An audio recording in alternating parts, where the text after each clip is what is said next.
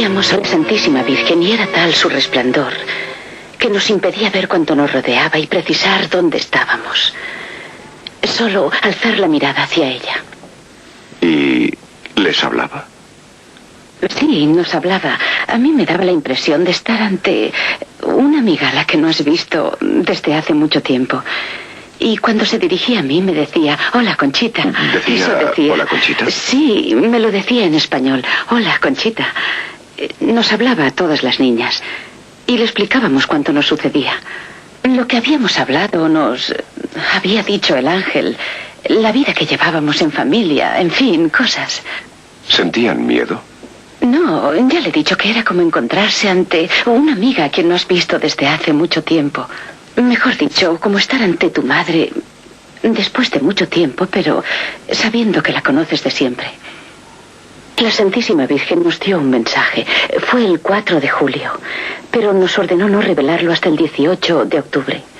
El primer mensaje era, y quisiera repetirlo textualmente: hay que hacer muchos sacrificios, mucha penitencia, visitar al Santísimo con frecuencia, pero antes tenemos que ser muy buenos.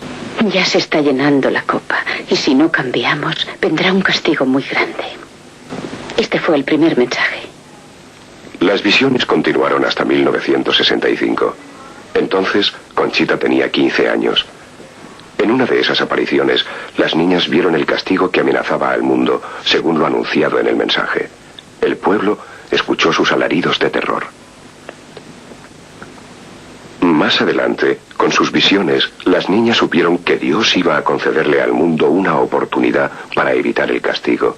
A esta oportunidad la denominó aviso. En cualquier lugar del mundo, dentro de un avión o donde puedas encontrarte, tú percibirás el aviso y sabrás que viene de Dios. Pero nadie podrá hallarle una explicación, ni hombre alguno será capaz de razonar. Ese aviso lo sentiremos en nuestro interior y lo veremos con nuestros ojos. Pero no nos hará ningún daño. ¿No nos dañará? No.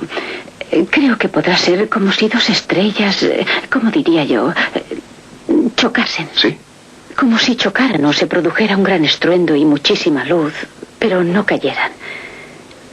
Me refiero a que no nos dañarán, pero en ese momento veremos nuestra propia conciencia y se hará presente todo lo que hayamos hecho o dejado de hacer. ¿Lo veremos? Sí. Veremos todo el bien y el que dejamos de hacer. Así veremos el bien y el mal. Sí. El milagro que ella nos anuncia es para convencernos de que al fin vivamos el mensaje que ella nos dio. Eso es lo que quiere que hagamos para nuestra salvación. Y dice que si vemos el milagro, quizá al fin cumplamos su mensaje. ¿Es para dar una prueba de que su mensaje es verídico? Sí, todos sus mensajes. ¿Qué puede decirnos sobre el gran milagro? Bueno, lo único que diría yo es que el milagro ocurrirá en mi pueblo, que todo ha de pasar en mi pueblo. ¿En Galavandal? Sí, todos los que estén alrededor de ese pueblo lo presenciarán. Y los enfermos que se encuentren allí quedarán curados. Nuestra madre dijo, los enfermos sanarán y los pecadores se convertirán. Y después de ese día los pinos quedarán marcados con una especie de señal. ¿Dónde? En los pinos, en la colina. ¿En la colina? Sí, en el campo.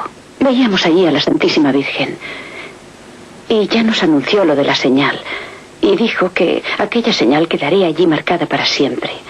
Como si, por ejemplo, cosas que en realidad no vemos, pero... ¿cómo diría yo? Como un rayo de sol. No lo vemos, pero sabemos que viene de Dios. Allí quedará para siempre. ¿Usted sabe cuál va a ser esa señal? Conozco la señal, pero no sé cómo explicarla. Sé que podrá verse y hasta fotografiarse, pero no será tangible, no se podrá palpar. ¿Tocar? Eso mismo. ¿Será como un gran resplandor? Sí, algo así. Y permanecerá para siempre. ¿Y permanecerá allí? Sí, para siempre. ¿Y el gran milagro?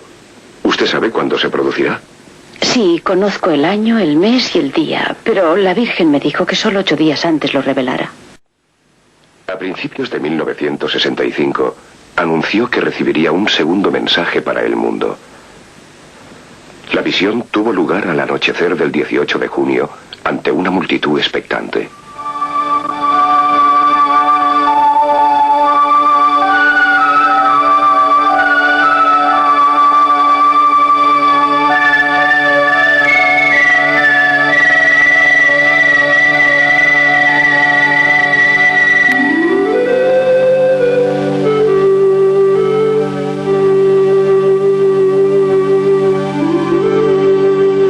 mañana siguiente, Conchita hizo público el segundo mensaje para el mundo.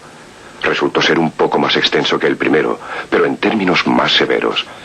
El mensaje dice: antes la copa se estaba llenando, ahora está rebosando. Los cardenales, obispos y sacerdotes van muchos por el camino de la perdición, y con ellos arrastran a muchas almas. Vuestra madre os ruega que enmendéis vuestras vidas. Estáis recibiendo los últimos avisos. Os quiero mucho y no quiero vuestra condenación. Debéis sacrificaros más. Pensad en la pasión de Jesús.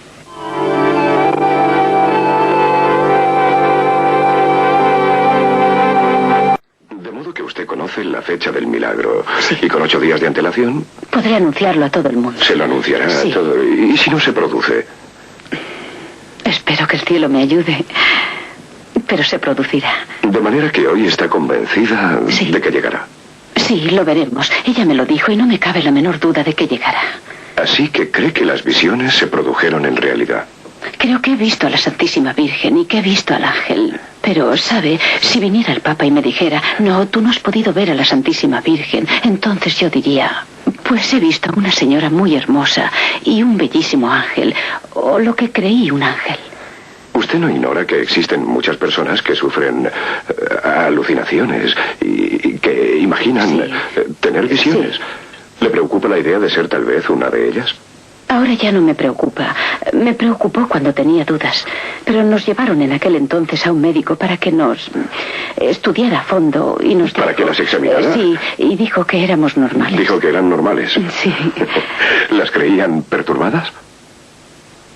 Hablaron de esa posibilidad y claro, si ellos decían que estaba enferma, lo estaría, pero bendita perturbación si te da la dicha que yo tuve.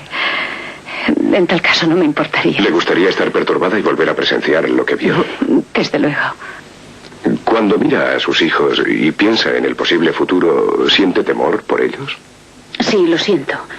Incluso he llegado a creer que si Dios se llevara al cielo a mis hijos, los añoraría. Pero a pesar de mi pena, ellos se ahorrarían los sufrimientos que se avecinan. ¿Cree que van a sufrir? Sí. ¿Por qué? Creo que de todos modos, después del milagro, todos nosotros cambiaremos de ideas. Me refiero a que hemos olvidado tantas cosas como el sentido del pecado. Sostenemos que el pecado ya no es pecado, lo tergiversamos todo, le quitamos importancia, no nos mortificamos ni sacrificamos. Hemos perdido la noción del pecado. Sí. Comprendo.